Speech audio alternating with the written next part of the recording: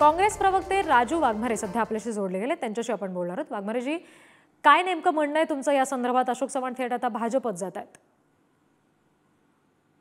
नाही, आता त्यांनी जो निर्णय घेतलाय त्या निर्णयाबद्दल आपण दुसरं काही बोलण्यापेक्षा आम्ही त्यांना शुभेच्छा देऊ इच्छितो, कारण दबावाखाली घेतलेला निर्णय आहे।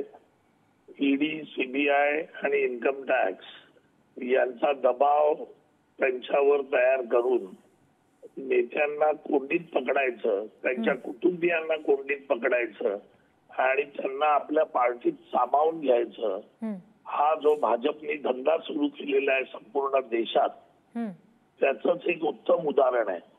कारण अशोक चव्हाण साहेबांच्या वडील, त्यांची पिढी संपूर्ण त्यांचं घराणं काँग्रेसमय आहे आणि मग अशी व्यक्ती अचानक उठते आणि आपल्या सदस्य पदाचा राजीनामा देते, तर त्याच्या पाठीमागे तेवढं गंभीर कारण असतं आणि ते कारणामुळेच त्यांनी राजीनामा दिलेला आहे।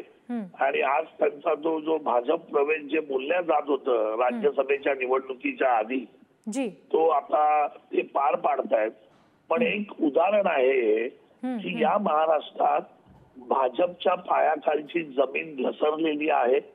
कितीही नेत्यांना त्यांनी घेतलं तरी जनता काँग्रेस बरोबर आहे, जनता महाविकास आघाडी बरोबर आहे आणि हे लक्षात आल्यामुळेच त्यांना शिवसेना आणि एनसीपी फोडल्यानंतर आता काँग्रेसवर दबाव टाकून ती फोडण्याची वेळ आली।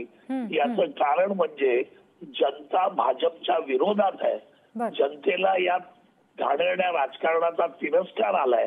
वाघमारेजी, तुम्हाला थोडंसं थांबवू दे। सध्या भाजप प्रवक्ते गणेश हाके